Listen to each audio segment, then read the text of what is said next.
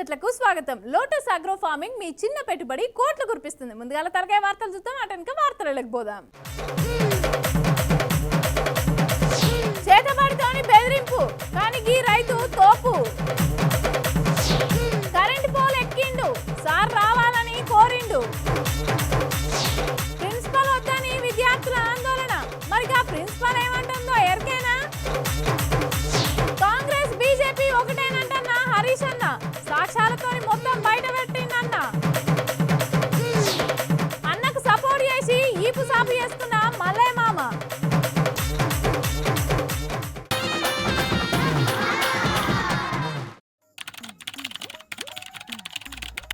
మా మల్లయ్య మామ ఇవాళ మల్లయ్య ముంగటేసుకున్నాడు. పిలుద్దామో పారి. మామ ఓ మామ. మా అన్నని చెప్పుకుంటే నా ఇజ్జత్ వచ్చే ఏం లాభం? మా మామ ఒక్కడే మాట్లాడుకుంటాండి ఏందో మరి. ఓ మామ అత్తగిట్లా కొట్టినాదే ఏమో బాధతో ఒక్కనమే మాట్లాడుకుంటానవేంది? ఏందా నిలువు వకీలుదానా? వకీలుకు 10 ఇళ్ళు చేసేదానా? రోజు నా పిల్లలు నన్ను అంతందాని ఊరంతా తెలియాలానే? నటి ముక్కుదానా? అత్త కట్టిందా మామ అని తెలుసుకుంటా అడగబడుతుంది. మొత్తం మీదనైతే అత్త కొట్టిందని ఒప్పుకున్నావు. అబ్బబ్బబ్బబ్బబ్బా అవి కొద్ది దెబ్బలానే బుజ్జి. ఏ జన్మలో చేసుకున్న పాపం ఈ జన్మల దాంతో దెబ్బల వాడైతుంది. పెళ్లి కాక ముందు దున్నపోతు లెక్క దిట్టాగా ఉండేటోని ఇక చూడు ఎట్లా అయినా కట్టెపుల్ల లెక్క దాని దెబ్బలకు. అవు మామ నిజమే. ఎండకపోయి అట్టి చేప లెక్క అయినవు. అయినా తాగుడు బంద్ చేయరాదే మామ. నువ్వు దొంగతనాన అత్త పత్తేర ఓంగనే కోపన్ బియ్యం అమ్ముకునుడు గుడాంబ తాగుడు. ఇక పగటీలి మా అత్త ఇంటికి రాగానే నువ్వు బియ్యం అమ్ముకున్నది గుర్తుపట్టి నీ ఈపు సాపు చేసుడు. నువ్వు కూడా మరి ఇజ్జత్ అనిపించే పనులు ఎందుకు చేస్తావే మామ? అరే ఓ కొంపలు ముంచేదానా, నా బండారం అంతా బయట పెట్టుకుంటానా? ఇజ్జత్ తీసేది నువ్వు కాదానే? అయినా కూడా నన్ను ఇలా కొట్టింది అది నేను తాగినందుకు కాదు. ఏంది తాగినందుకు కాదా? మరి ఎందుకు కొట్టింది? పొద్దుగా లేచి అది పత్తేర పోయేదాన్ని ఓనియక నా మీద శని కూసున్నట్టాయి. ఏ రోజేం పనికి పోతావే ఇవాళ ఇంటికాడుండు అని ఇంటికాడుండు అన్నా. అయ్యో అత్త కట్టం చూడలేక ఓ రోజు రెస్ట్ తీసుకుంటుందని పనికి పోవద్దు అన్నందుకే కొట్టిందా? ఏ ఇదేం పద్ధతి? నేను ఫోన్ చేసి అడుగుతావు అత్తను. అబ్బా బుజ్జి అద్దే ఫోన్ చేయకే, అది మళ్ళీ నా ఈ పద్ధతి సాపి ఎత్తది. అరే గంతగానం భయపడతానవేంది మామ? అసలు ఏం జరిగిందో చెప్పు. అత్త ఎందుకు కొట్టింది చెప్పు నిన్ను. బుజ్జి అసెంబ్లీ సమావేశాలు నడుతున్నాయి ఇవాళ ఆఖరి రోజు అని టీవీ పెట్టి మా అన్న రామన్న రేవంతం సార్ను ఎట్లా ఆట ఆడుకుంటాడో అసెంబ్లీలో అని టీవీ చూడమని చెప్పిన మీ అత్తనికి అంతే. ఇక మా రామన్న మాట్లాడుతుంటే బగ్గ చెవులు నిక్క పెట్టినదే. ఏమైంది మరి? మీ రామన్న మాటలు మెచ్చుకున్నదా? మా రామన్న అసెంబ్లీలో మాట్లాడుతుంటే తెలంగాణ రాకముందు ఇట్లుండే అట్లుండే, తెలంగాణ వచ్చినాక 10 ఏళ్ళు మేము మస్తు డెవలపింగ్ చేసినామని మాట్లాడుతుంటే నేను బగ్గ ఈలకు వచ్చిన గంతే ఇక ఈద పడి పిడిగుద్దులు గుద్దిందే.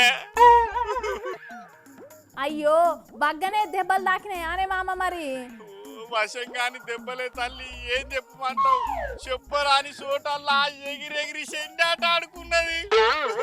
నీకైనా సిగ్గులేదా అనే మామ? నువ్వు టీఆర్ఎస్ పార్టీ పుట్టినప్పటి నుంచి మీ పార్టీ కోసం పనిచేతివి. మీ అన్న అధికారంలో ఉండంగా నీకు 3 ఎకరాల భూమి రాకపాయే, డబుల్ బెడ్రూమ్ కూడా ఇస్తానని అది కూడా ఇయ్యకపాయే, దళిత బంధు కూడా ఇయ్యకపాయే. ఇక అవన్నీ గుర్తుకు రావచ్చు అత్తకు, అందుకే కొట్టినట్టున్నత్తి. గవ్వే కాదే బుజ్జి, ఇగో సర్కారు భూమి నేను మా తాతల నాటి సంధి నా పేరు అనుభవదారు కాలంలో నా పేరు ఉండేది. ఆ భూమి దున్నుకొని బతికేది మేము. ఇక ధరణి తీసుకొచ్చినాక అనుభవదారు కాలంలో నా పేరు తీసేసి గా భూమిని ప్రొబిటెడ్ గది ప్రొబిటెడ్ భూమి అని పెట్టిండు. ఇక గా ముచ్చట దాని యాదికి వచ్చిందే. రోకలు బండి అందుకొని ఎంబడి పడితే కొట్టి తప్పించుకొని కట్టినా. ఏ నువ్వేం బాధపడకు మామ. ధరణి జాగల కొత్తగా భూభారతి అనే పోర్టల్ తెచ్చిర్రు. మళ్ళా విఆర్ఓలను పెడతారట. మళ్ళా పాత పద్ధతులనే పహానీల అనుభవదారుల కాలం కూడా ఏర్పాటు చేస్తారట. అబ్బా అయితే నా భూమి నా పేరు మీకు వస్తుందా? అబ్బా గట్లయితే రేవంతం సార్కు పాలాభిషేకం చేస్తేనే బుజ్జి. ఓ మామ మీ రామన్నను హరీష్ రావును బీఆర్ఎస్ ఎమ్మెల్యేలను గట్టిగానే అరుచుకున్నాడు రేవంత్ రెడ్డి సారు. గట్లనే అరుచుకోవాలి మరి. అరే లేకుంటే ఏందే, తెలంగాణలో ఒక్క కేసీఆర్ కుటుంబమే తెలివి కల్లోళ్ళు అయినట్టు, తెలంగాణ రాష్ట్రం ఒక్క వాళ్ళ వల్లనే ఏర్పడ్డట్టు, అమరుల త్యాగం ఏమిటికి లెక్కకే రానట్టు మాట్లాడుతాండ్రు. ఓ మామ ఈటెల రాజన్న 5 ఏళ్ళు ఆర్థిక మంత్రికి ఉన్నప్పుడు ఒక్క సంవత్సరం అన్న ఆర్థిక శాఖ కేసీఆర్ దగ్గర ఉన్నప్పుడు అప్పుల లెక్కలు అన్ని బరాబరే చూపెట్టిండు గాని హరీష్ అన్న ఆర్థిక శాఖ మంత్రికి ఉన్నప్పుడే మస్తు తప్పుల లెక్కలు చూపెట్టిండని మొత్తం బండారం అంతా బయట పెట్టిండు ముఖ్యమంత్రి సారు. అంతేనా? ఇక నేను టీవీ ఆఖరి దాకా ఎక్కడ చూసినా అందుకొని సంపడే మొదలు పెట్టే మీ అత్త. ఇక నేను కూడా మా రావణ వదిలిపెట్టనే గట్టినే అరుచుకుంటా ఈ కాడ నుంచిగా అన్నలేదు గిన్నలేదు. ఓ మామ అత్త ఇటుదిక్కే వస్తుంది కాదే. అబ్బా ఇగో బుజ్జి నేను పోయి చెట్టు సాటు దాక్కుంటా జరనే ఇక్కడ ఉన్నా అని చెప్పకు. చెప్పకుంటుంటే నాకేం లాభం మరి? అబ్బా బుజ్జి నీకు మంచి నౌకరున్న పొల్లగాని చూసి పెళ్లి చేస్తేనే కానీ జర చెప్పకు పుణ్యం ఉంటుంది. ఏ నాకు ఇప్పుడు పెన్లేదుకే మామ, పెళ్లి అంటావు. అరే నువ్వు చేసుకుంటున్నప్పుడే పిల్లగాని చూసి లగ్గం చేస్తా కానీ జర దానికైతే చెప్పకే పుణ్యం ఉంటది. ఇక మొత్తం మీదనైతే అసెంబ్లీ ఆఖరి రోజున తెలంగాణ ప్రజలకు షై పార్టీ సర్కారు ధరణి జాగల భూభారతి పోర్టల్ తెచ్చి ఇక తీయటి ముచ్చట చెప్పిండ్రు కానీ ధరణి లెక్క భూభారతిలా ఏ తప్పులు లేకుండా ఏతే మా మామన్నట్టు తెలంగాణ రైతన్నలు సీఎం రేవంత్ రెడ్డి సార్కు పాలాభిషేకం చేస్తారు కావచ్చు. ఓ దిక్కు రాకెట్ ఆకాశంలోకి రీన దూసుకొని పోతాంటే అరచేతులలోనే ప్రపంచం అంతా పట్టుకొని చూస్తాంటే ఇంకా ఈ మూఢనమ్మకాల లొల్లి ఏంద్రా నాయనా. ఇగో గట్నే గీడ కూడా ఒకడు క్షుద్ర పూజలు చేసి ఓ రైతును బెదిరించాలని చూసిండట. మరి ఆ రైతు ఏం చేసిండో ఎరికేనా? మీరే చూసేర్రిగా.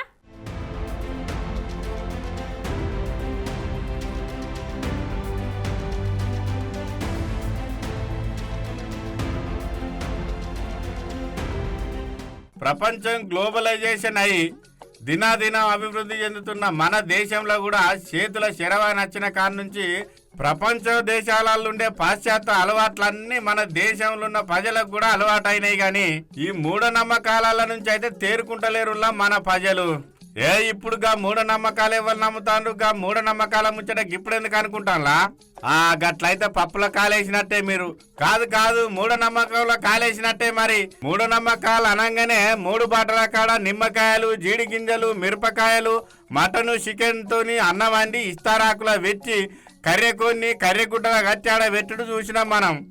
కనుక ఇక్కడ 3 బాటల కాడ కాదులో ఎర్రుపాలెం అనే మండలం నరసింహపురం అనే గ్రామంలో ఐలూరి వెంకటప్పరెడ్డి అనే రైతన్న పొలంలో గిట్ల క్షుద్ర పూజలు చేసిండ్రట.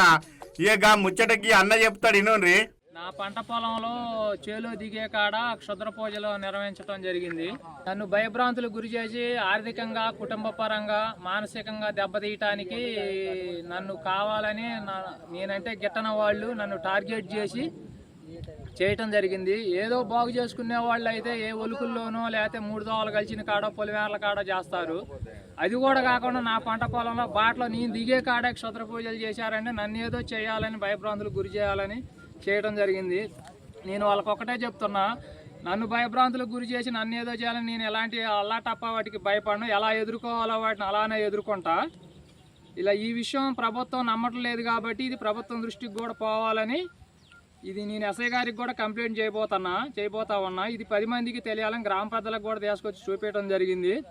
దీని గురించి పరిష్కారం అనేది చెప్పాలని జనానికి తెలియజేయడం కోసం ఇది వీడియో చేస్తా ఉన్నా. విన్నారు కదా. ఇక గదన్నట్టు ముచ్చట. నేను రెక్కల కట్టాన్ని నమ్ముకొని చెమట తీసి కష్టం చేసి పంట తీసుకునే రైతును. గిసొంటి మూఢనమ్మకాలకు భయపడేది లేదు. నేను వచ్చే దారిలోనే ముగ్గులేసి మంత్రాలు చేసిండ్రా అంటే నన్ను ఏదో చెయ్యాలని వాళ్ళు ఆశపడతాను కావచ్చు. కానీ గిసొంటి క్షుద్ర పూజలు నన్ను ఏం చేయ మీరు గసొంటి ఆశలు పెట్టుకోకుండ్రి. నేను గిసొంటి లెక్క చేయనని మంచి ధైర్యంగానే చెప్తాను పో. కాకపోతే ఏంటంటే ఈ వీడియో ఎందుకు తీసినామని అంటే ప్రజానీకానికి, ప్రభుత్వానికి తెలియాలి. ఇంకా గిసొంటి మూఢనమ్మకాలను నమ్మి ఏదో 4 ముగ్గులేసి అందులో 4 నిమ్మకాయలేసి 4 జీడి గింజలేసి మంత్రాలు చేసినాము ఇక మనిషి నాశనం అవుతాడని ఆశలు పెట్టుకునే మూర్ఖులు ఇంకా ఉన్నారని తెలవడం కోసం ఈ వీడియో తీసినామని చెప్పుకురావచ్చిండు. ఈ మూఢనమ్మకాలను నమ్మే మూర్ఖులు ఇంకెన్నడు మారుతారో ఏమో పో.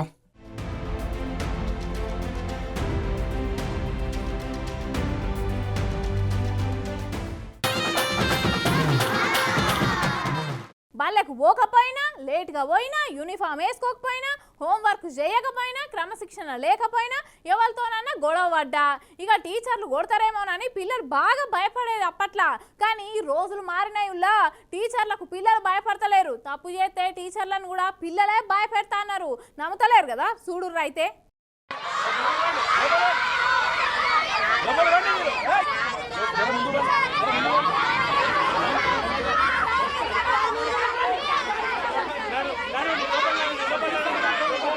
యోగిడ క్లాస్ రూమ్లలో ఉండాల్సిన పిల్లలు బయటకు వచ్చేమో అల్లరి చేస్తుంది. ఏం కావచ్చో పర్ అరుచుకుందాం పాండ్రి.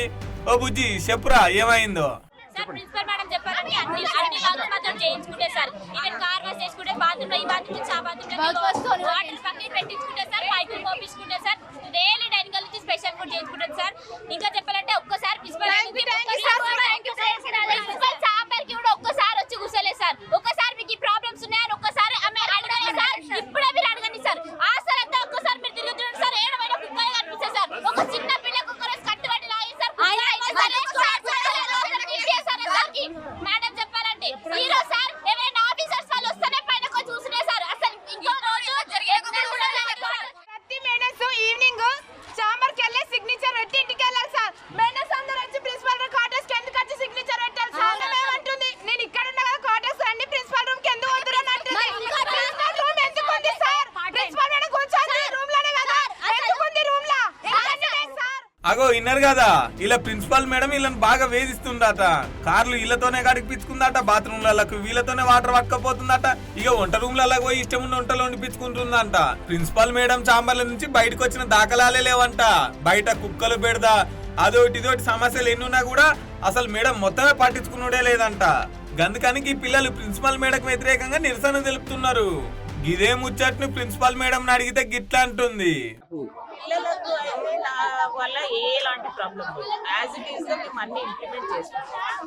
ఇదివరకు 10:30కి వచ్చి 3:30కి వెళ్ళిపోయేవాళ్ళు.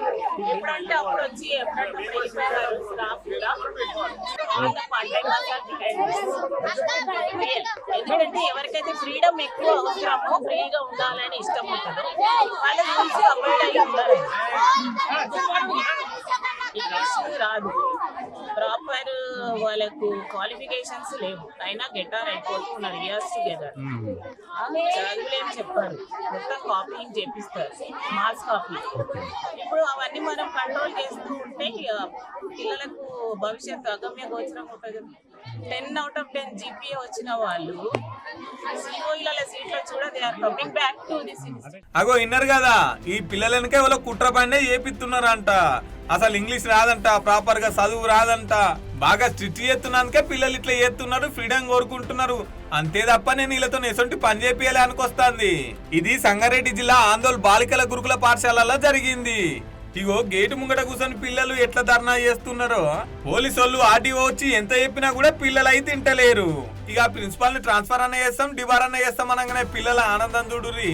ఈ ప్రిన్సిపాల్ మేడం ఇంకా వెనకటి కాలం ఆమె లెక్కనే ఉంది కదా, పిల్లలతో పని చేయించుకోనీకి. చదువు చెప్పమని నౌకరించి బాలేకపోతే జీతం తీసుకుంటుంది, పోరగాళ్ళతో పని చేపిస్తుంది. పోరగాళ్ళ మంచి చెడు అయితే అరుచుకుంటలేదని పబ్లిక్ కూడా బాగానే గరంగా వచ్చిర్రు ఈ ప్రిన్సిపాల్ మేడం మీద. ఇక చూడాలి మరి ముచ్చట ముంగట ఏమైతుందో.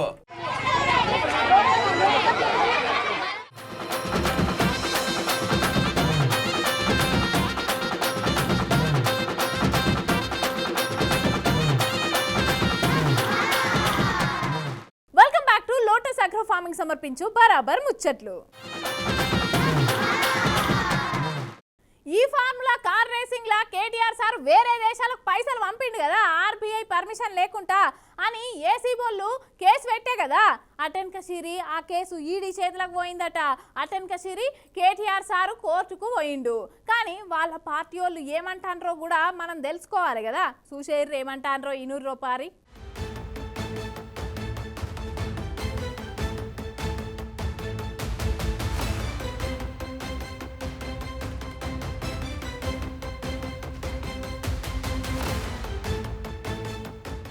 ఇగో ఈ ఫార్ములా కార్ రేసింగ్ లా బయట దేశాలకు 55 కోట్లు ఆర్బీఐ పర్మిషన్ లేకుండా కేటీఆర్ అన్న పంపిండని ఏసీ బోళ్ళు అట్నే ఈడీ వాళ్ళు కేటీఆర్ మీద కేసు కట్టే కదా ఇగో గా కయ్యం రోజంత ముదురుతుందిలా ఇక గీ ముచ్చట మీదనే హరీష్ రావు సార్ నిన్న గులాబ్ భవన్ లో మీటింగ్ పెట్టిండు విలేకరులది. A1 గా కేటీఆర్, A2 గా అరవింద్, A3 గా బిఎల్ఎన్ రెడ్డి మీద కేసు కట్టిరు గాని మరి ఆ కంపెనీకి పైసలు పంపితే గా కంపెనీ మీద ఎందుకు కేసు కట్టలే అనుకుంటూ వచ్చిండు. ఈ ముచ్చట మీద బడేబాయ్ చోటేబాయ్ బంధం బయటపడ్డది. సాయంత్రం కంప్లీట్ అయింది, పొద్దుగాల ఎఫ్ఐఆర్ అయింది, మళ్ళా తిరిగి అదే సాయంత్రం ఈడీ ఎంటర్ అయింది. కానీ మేము సివిల్ సప్లైల స్కామ్ జరిగిందని ఈడీకి లెటర్ పంపినాం, సిబిఐకి కంప్లైంట్ చేసినాం, పట్టించుకోలేదు. పొంగులేటి ఇంటి మీద ఈడీ రైడ్ 80 రోజుల దగ్గరకు వస్తున్నా ఆ ముచ్చట ఇప్పటిదాకా పత్తకలేదు. చూడబోతుంటే కేంద్రం రాష్ట్రం కలిసి చేస్తుంది అనుకుంటూ వచ్చిండు. సాయంత్రం కంప్లైంట్ ఇస్తారు, పొద్దుగాల ఎఫ్ఐఆర్ అవుతుంది, మళ్ళీ సాయంత్రం వరకే ఈడీ వాళ్ళు ఇన్ఫర్మేషన్ అడుగుతున్నారు. అంటే కాంగ్రెస్ బీజేపీలు ఎంత కుమ్మక్కైనో స్పష్టంగా అర్థమవుతుంది. చోటేబాయ్ బడేబాయ్ల బంధం ఇవాళ స్పష్టంగా రాష్ట్ర ప్రజలకు అర్థమవుతా ఉంది. సివిల్ సప్లైలో స్కామ్ అయింది, వేల కోట్ల రూపాయల ప్రజాధనం దుర్వినియోగమైంది రేవంత్ పాలనలో. దాని మీద చర్య తీసుకోండి అని ఈడీకి, సిబిఐకి, కేంద్ర ప్రభుత్వానికి మేము ఫిర్యాదు చేసి 6 నెలలైనా ఎందుకో కాంగ్రెస్ మీద కేసు అంటే ఆ విచారణ చేయడానికి బీజేపీ ముందుకు వస్తలేదు. పొంగులేటి శ్రీనివాసరెడ్డి గారి మీద ఈడీ రైడ్ అయినట్టుగా 70-80 రోజులు అయినట్టుంది. ఇది వరకు ఆ రైడ్లు ఏమైందో ఇంతవరకు ఈడీ చెప్పది, పొంగులేటి నోరిప్పడు. అమృత్లో స్కామ్ జరిగింది అని ఢిల్లీకి పోయి కేటీఆర్ గారు ఫిర్యాదు చేసినా దాని మీద బీజేపీ మాట్లాడదు. ఇక్కడ 18 నాడు కేసు పెడతారు, 19 ఎఫ్ఐఆర్ అవుతుంది, 20 నాడు ఈడీ అడుగుతుంది. దీని వెనుక ఏముందో ఇవాళ ప్రజలు అర్థం చేసుకుంటున్నారు. అటెంక సిరి ఆ కార్ రైడింగ్ లో ఖర్చు ఎంత అయింది, లాభం ఎంత అయింది, మొత్తం లెక్కలు కట్టి చెప్పుకొచ్చేయండు. రాష్ట్ర ప్రభుత్వం పెట్టింది మొదటి దఫాలో 30 కోట్లే. అంటే జనరల్గా జిఎస్డిపి అంటే మీకు ఇలాంటి ఈ కార్ రేసింగ్ జరిగినప్పుడు జిఎస్టీ జనరల్గా ఈ రేస్లకు 28% జిఎస్టీ ఉంటుంది బైసాబ్. సో 700 కోట్లు మన రాష్ట్ర జిఎస్డిపికి వస్తే సరే రమారమే 20% వేసుకుందాం, 20% మనకు జిఎస్టీ కింద డబ్బులు వచ్చినా 70 కోట్లు వస్తుంది కదా. అంటే 70 అంటే 70 రాష్ట్రానికి, 70 కేంద్రానికి, 20% అంటే 140 కోట్లు వస్తుంది. 140 కోట్లలో నేరుగా రాష్ట్రానికి 70 కోట్లు జిఎస్టీ రూపంలో రాష్ట్ర ఖజానాకు వస్తుంది, కేంద్ర ప్రభుత్వ ఖజానాకు 70 కోట్లు వస్తుంది. సరే కేంద్రానికి పోయిన 70 కోట్లలో కూడా డెవల్యూషన్లో ఒక 2.32% మన స్టేట్కి వస్తుందంటే అదో 1.5 crore వస్తుంది.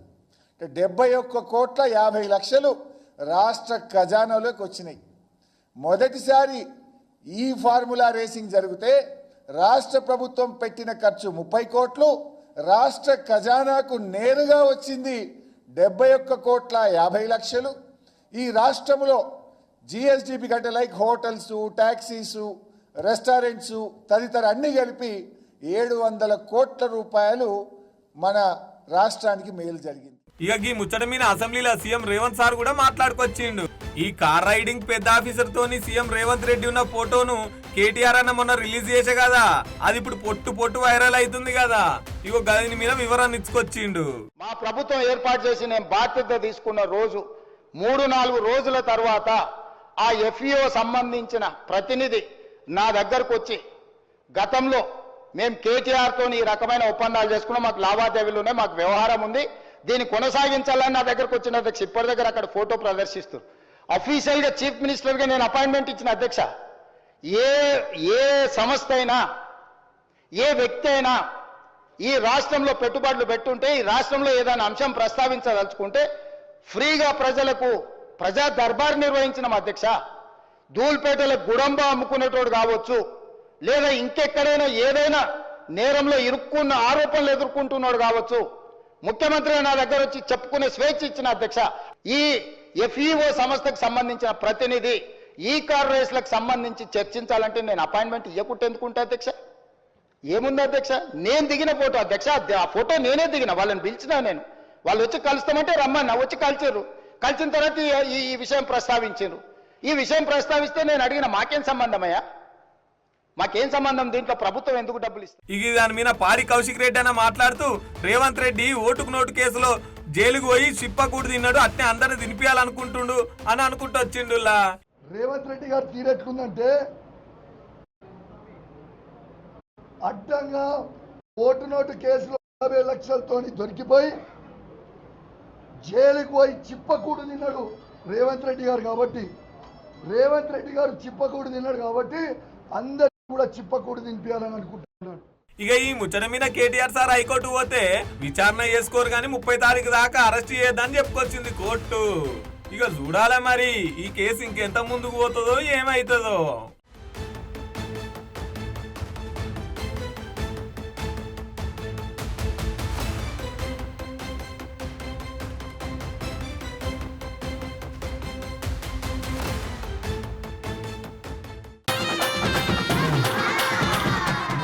వీళ్ళకి ఏం చెల్లి ఐడియాలు వస్తున్నాయో కానీ చాలా సింపుల్గా ఐడియాలు చేస్తున్నారు కదా. ఊ అంటే బెదిరించుడే, ఆ అంటే బెదిరించుడే. వీళ్ళు బెదిరించుడుకు వెరైటీగా అనిపిస్తుంది. వీళ్ళు బెదిరించుడు ఎంత పెద్ద సార్ అయినా సరే దిగి రావాల్సిందే. అగో గట్నే గీడ కూడా ఓ పెద్ద సార్ రావాలని గీనే ఏం చేసిండో ఎరికేనా చూడు రోపారి.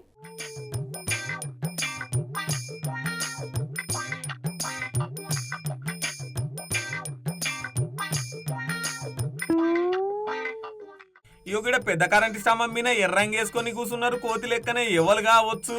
ఎవరు ఏమో టమమెక్కి కూర్చున్నారు. అగో సప్పుడు లేదు సరి లేదు. ఎవరు కావచ్చు? పిలిచినా పలుకుతలేరుగా. కింద కూడా పోలీసు వాళ్ళు బాగానే మంది కూడా జమ అయ్యారు. ఏమన్నా ఆపత్ సాపత్ ముచ్చటుంటే పోరాడి తీర్చుకోవాలి కానీ ఇట్లా స్తంభం ఎక్కి కూర్చుంటే సమస్యలు తీరుతాయో. దిగో అగో ఏమో షిట్టీలు ఇసిరేస్తాడు. ఏం షిట్టి కావచ్చో సార్ చదువుదాం. జగ్గారెడ్డి సార్ రావాలే చనిపోతా కింద ఇగో నెంబర్లు ఇచ్చిండు. ఊరిని ఈయన కోసం ఇప్పుడు జగ్గారెడ్డి సార్ని పిలిపియాలనా ఏంది? సార్ కూడా యాదిల్నే ఉన్నాడు, ఎమ్మటే వచ్చిండు.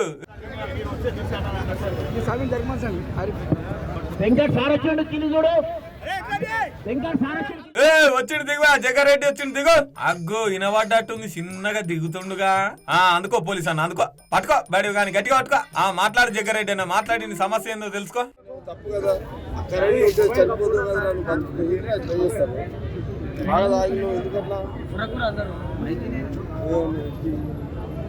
సార్ నేను ఏదో పెట్టిస్తా సార్ నెంబడము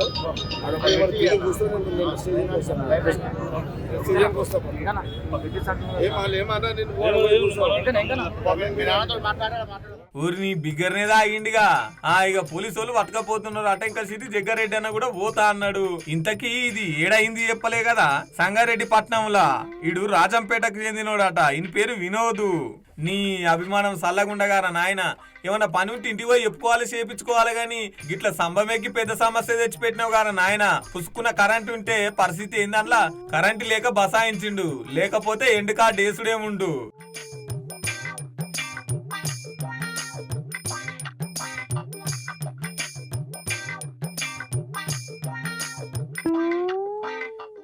ఇగో గిటి చూడురి సెల్ టవర్ మీద ఎవరో మెసులుతుర్రు.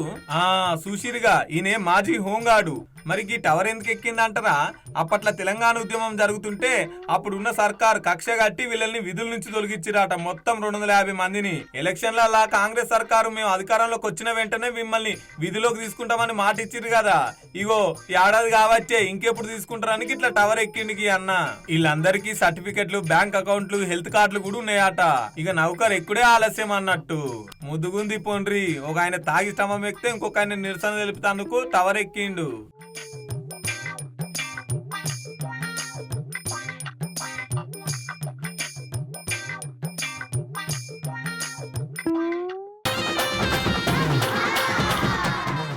ఇవి ఇయాల్టి ముచ్చట్లు. రేపటి బరాబర్ ముచ్చట్లలో మళ్ళా కలుద్దాం. అంతవరకు చూస్తూనే ఉండరు BRK న్యూస్ తెలుగు.